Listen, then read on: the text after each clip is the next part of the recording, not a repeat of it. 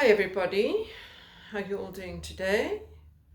Welcome back to the Shawl Knit Unplugged. My name is Sita and today is Sunday the 22nd of October.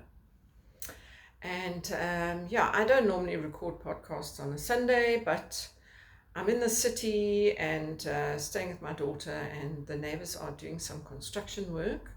So during the week, it is impossible to find a quiet moment. It's extremely loud and noisy, and so I thought I would just pop in today and just share a few things with you, one of which is lying at the opposite end of the room, so I will just go over and fetch it.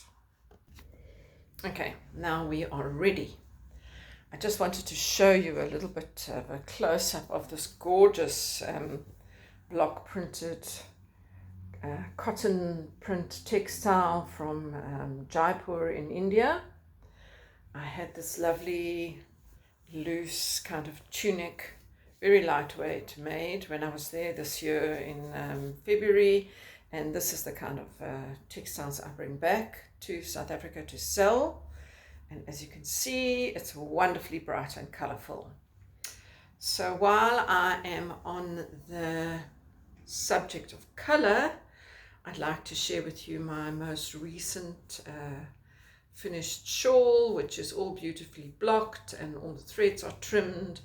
And of course, it's orange, generally speaking, but it does have some other lovely touches of complementary colors in it. It has some purple and brown and a bit of a flash of yellow.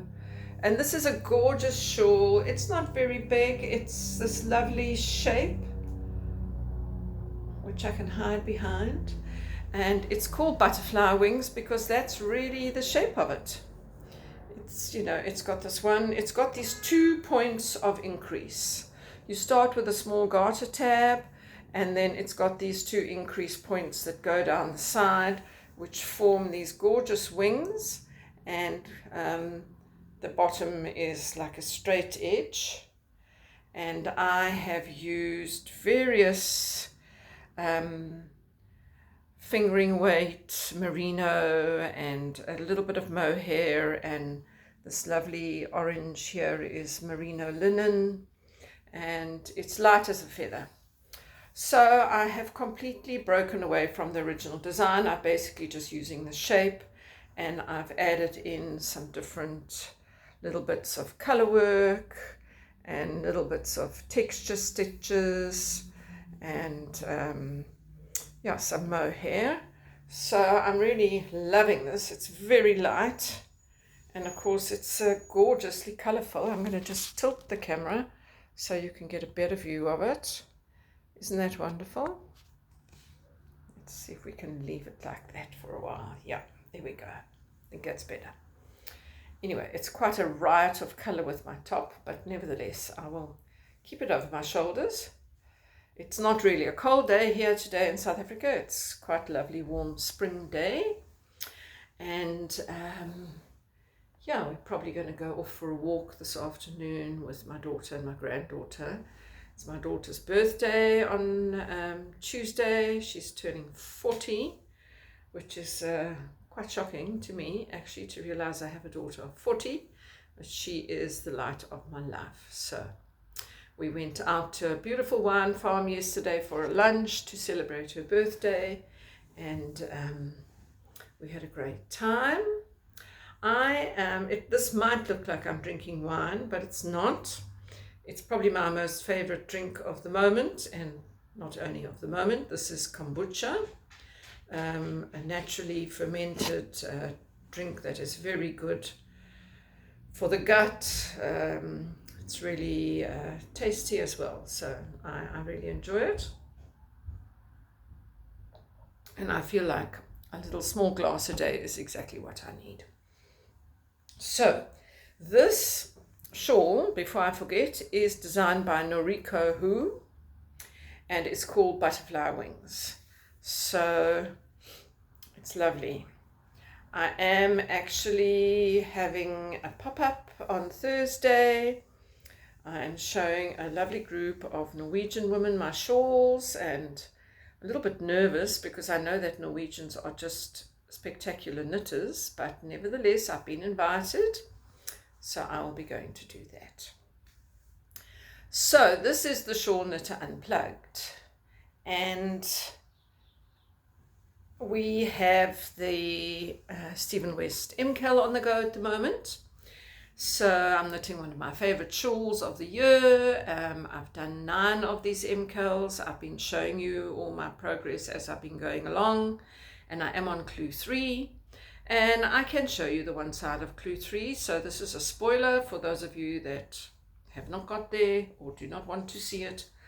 It's been quite a controversial MKAL, you probably know that as well. There's been a lot going on, but I just treat it like any other shawl that I'm knitting. I do my own thing, I add in colors. I think I'm up to 6 colors now. We're supposed to have 4, but I add in and just make it my own. It always turns out very beautiful and unique, and I think every single person's is going to be totally unique, especially this year. So in the clue 2, I have added in some orange, which was not the original plan. You can see here, this is my clue 1, and it's all greens and a little bit of pale yellow. Then I brought in some orange only for clue 2, and this is now the one side of clue 3, which is a very interesting sort of wing in slip stitch stripes, where you slip 4 stitches at a time, and it gives this really lovely textured surface. I'm really enjoying it. It's quite intense. You do obviously have to concentrate, because every row you have to move your slip stitches 1 stitch to the left or to the right, and you go through your colors in stripes. So in this section I have omitted this dark chocolatey brown. I have not added it in there, but I do have this lovely very lovely green, which wasn't in my original plan. In fact, this is, all these yarns, by the way, are from Big Fox yarns in South Africa, wonderful dyes. I really enjoy their sense of color, and it kind of feels like they're made for me. So I ordered some yarns to take for a friend in India, and one of them was this incredible color that she ordered called sour worm. And it was lying there with all my colors, and I was knitting my MKAL, and suddenly I realized, no, actually I need some of this. I definitely need this to go in. So I promptly ordered another skein for Sally, and I added sour worm in, and I think it's playing very nicely with this lovely sort of pale custardy yellow. And then here we have some deeper shades, another green, and then a sort of brownish green, and then a dark green, and then we're repeating those 5 colors. So yes, this is getting interesting now. I've just started the other side, and today I intend to make a big dent in that. I think it looks pretty lovely, pretty me, and yeah, just that addition of the orange makes my heart sing. I have to say, there are millions of ends to weave in on this section 3, and it's quite difficult to actually weave them in when you are slipping 4 stitches very close to the beginning, and you know, it's the pattern. You have to keep on slipping the stitches. So I have these are actually what I would call woven in. They've been carried up a few rows, and then they've been woven into the I-cord, which is a really fantastic thing about the I-cord. If I can just sort of try to show you that it's quite hollow. So there's a lovely channel in the I-cord that you can slip your needle into. Can you see? There is my needle. So you can go all the way up inside the I-cord, and you can bring your threads, pull them through, and then zhup, That's what I've done here. They're all sitting inside this I-cord. And once I've blocked the shawl, I will then trim off all those ends. But it's quite a lot of ends because it's 4 row stripes and you're striping through all the colors. So I imagine that I will complete that by the time the final clue comes out, and it's hard to imagine that we're already at the end almost of the MKAL. But I have a lot of things on my plate.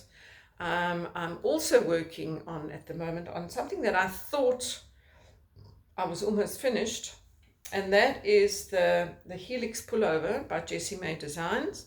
I think I might have shown you this already as well. This is a gorgeous top. I'm really, really in love with it.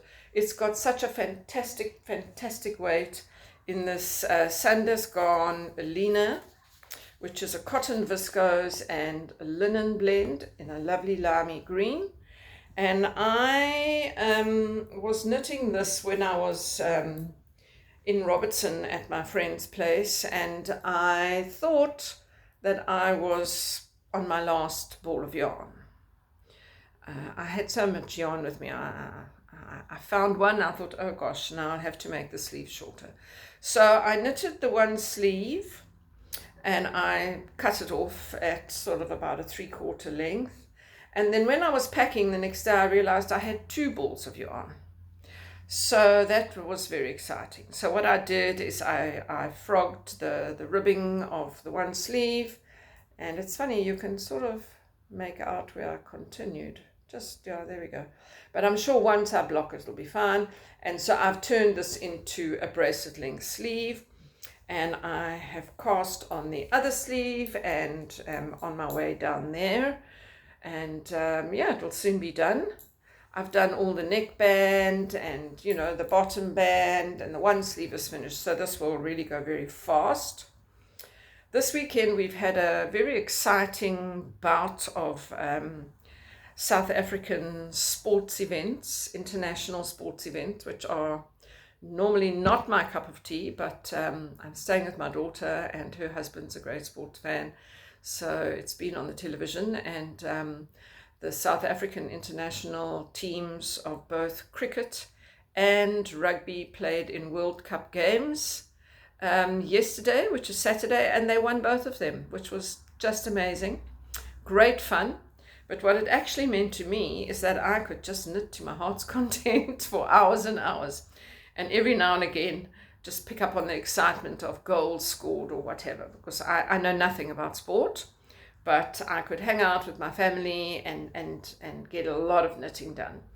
So yes, I cast the sleeve on, and I think in the rugby game, which is being held in France in the World Cup, where we beat England, I managed to knit quite a lot.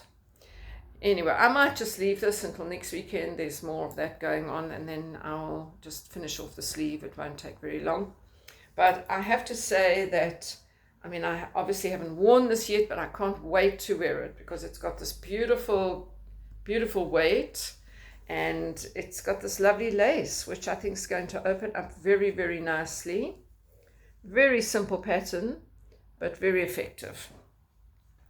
I am intending to make another one of these when I am in India, out of some very fine, pure linen yarn that I'm going to be doing a test garment for myself as I bring back yarns from India. I started doing that in the beginning of this year. I brought back some wonderful mulberry silk and airy silk. So I am going to do that again, and I'll also be bringing back some linen this time, which I haven't tried out yet, but it's waiting there for me to knit some samples. So I think that will be also gorgeous. It'll be very much lighter and probably much more open, the gauge, but I think it'll be beautiful. So that is what I'm going to be doing. Yeah, I've got exactly 2 weeks. Today, 2 weeks, I'll arrive in India, and I'm taking a group on a tour for 3 weeks, and then I'll have 3 months to myself there, where I will be sourcing all the products that I want to bring back to South Africa, We are very excited here in Cape Town, where I am currently situated, as there will be a fibre festival in March next year, 2024, and I will be coming back luckily about 2 weeks before the fibre festival. And we haven't had one here since before COVID, so everybody's dying to get out there and see what is available. And I tell you, we have a lot. We have some incredible dyers, wonderful weavers, spinners, natural dyers. There'll be workshops, I'm sure, and a lovely marketplace. So I will be selling all the wonderful things that I'm going to bring back, including hand block printed cotton textiles, very colorful, similar to these, and silk yarns, linen yarns, and I was also planning on bringing back some beautiful essential oils. So yeah, I'll be in India for 4 months, and then I will come back to a wonderful fibre festival. So yes, those are the 2 things that I have on my needles at the moment. And I actually have a couple of other things I'm dying to start, but I'm really holding back, especially until I finish knitting my Helix pullover. As you know, I have this tendency of starting things and they just run away with me. And I have a plan that when I fly, I'm going to be knitting X, Y, and Z. And by the time I fly, I finish knitting it already. So I'm holding back on knitting this lovely little shawl from Yamagara called Grainwise. It's very pretty. It's a 1 skein shawl, so it will go very fast in fingering weight, and I think it's knitted on a 4mm needle, if I'm not correct, 3.75, my favorite size. So I'm going to be knitting that on the plane, and my skein of yarn does not have 490 meters as they ask for. They use a yarn called a verb for keeping warm, which is merino and cashmere, and so it's very lightweight and has a lot of meterage. So I've decided to use two colors. So this is the one. I never remember what this is called, but it is just such a gorgeous skein of yarn. This is again a big fox yarn. It's very variegated, and it's quite pink, but it's also green, and it's blue, and it's yellow, and it's purple. It's just divine. So I am going to alternate this with this wonderful bubblegum pink. I call this bubblegum pink.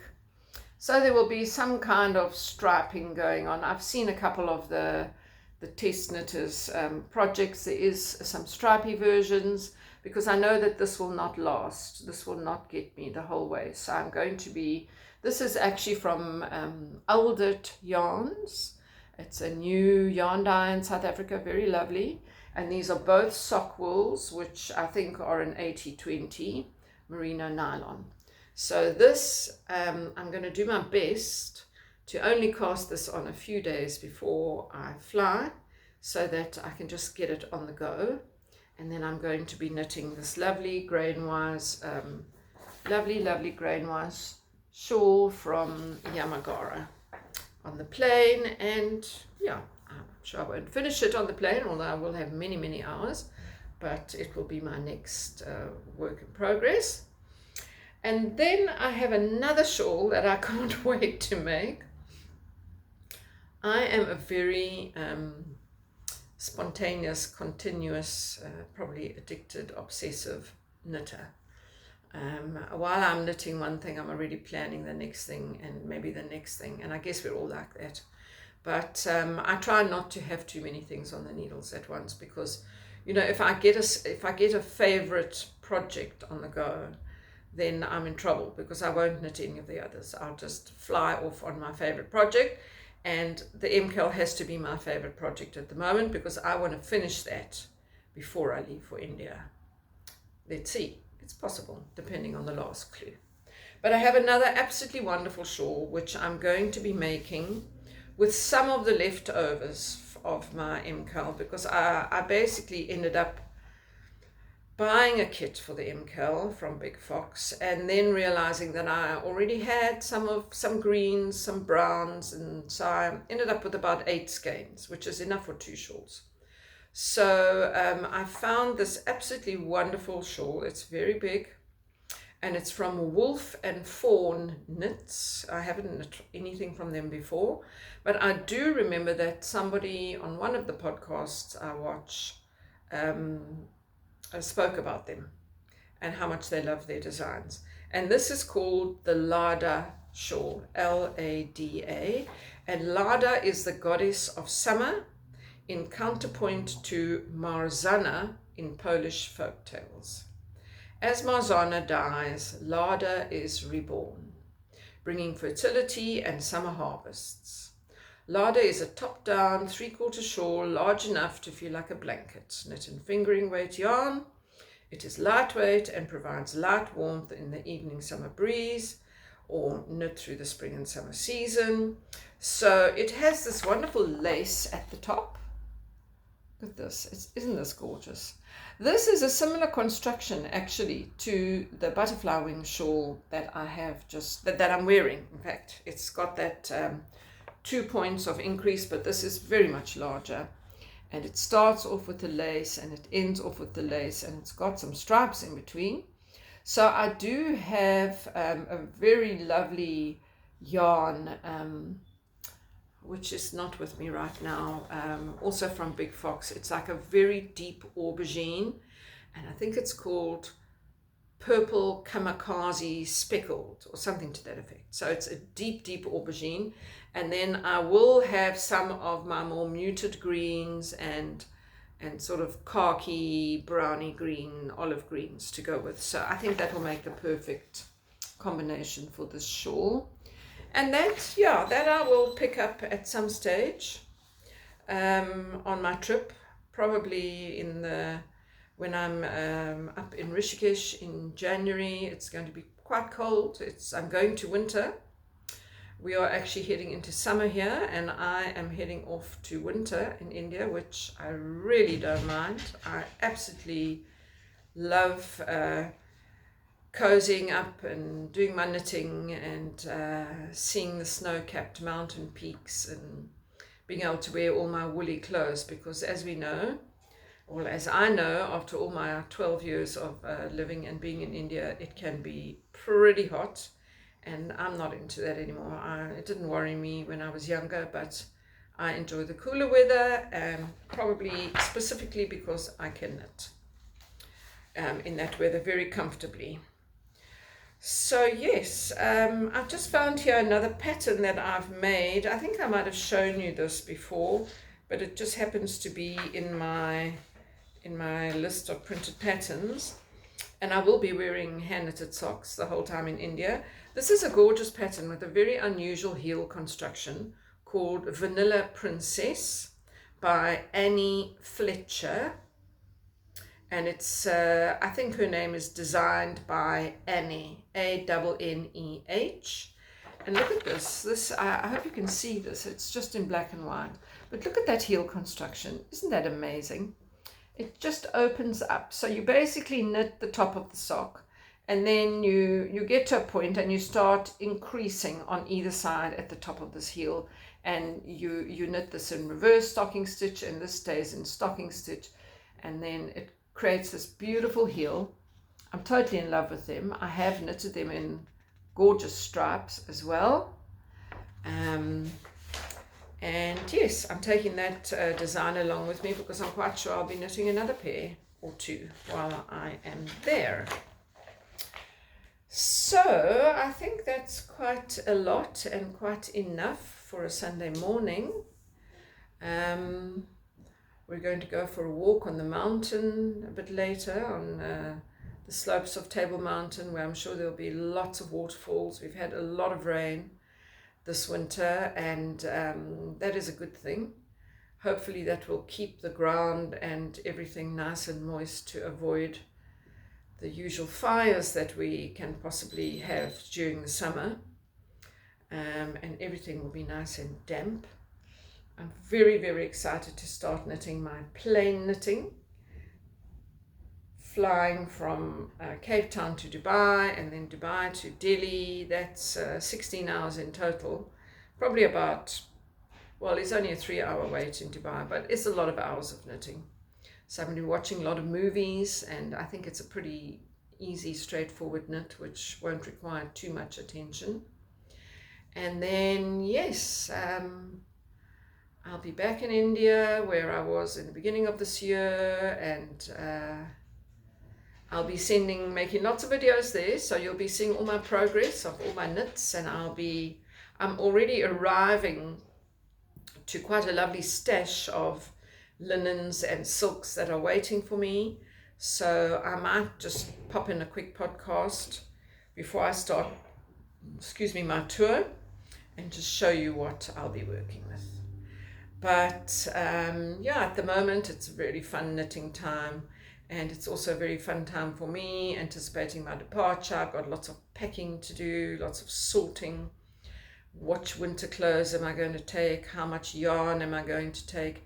And I actually got these incredible vacuum bags, which if you travel you know about, which have been around for a while, but now you can actually buy a very simple pump to extract the air from your bag, which you could do before with a vacuum cleaner, which is all good and well when you pack the stuff, but when you get to the other end and you have to open it up and you want to reseal it, and if you do not have a vacuum cleaner, which is not a very easy thing to come across in India. I don't think I've ever seen one wherever I've stayed.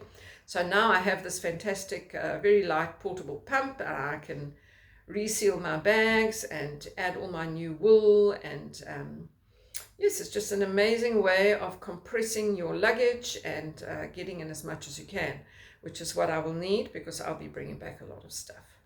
So you'll be seeing all of those things, and I will be doing videos whenever I have good Wi-Fi, which is sometimes tricky, but nevertheless we make a plan. I just have to make the videos shorter. Today we were hitting nearly 30 minutes, but that's fine. I will maybe pop in another recording just before I leave. So I hope you're all well, and yes, it's Rhinebeck this weekend. I can't wait to see all the videos and podcasts and all the meetups and everybody wearing their sweaters.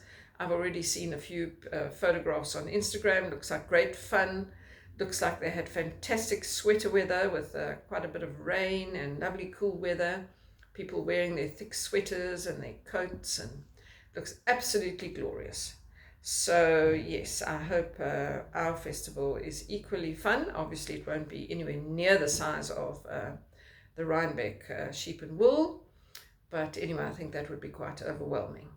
So happy crafting, enjoy whatever it is you're making, relax into your make, be mindful, take it easy and enjoy, and thank you very much for coming along to watch me, and I'll see you again soon. Thank you.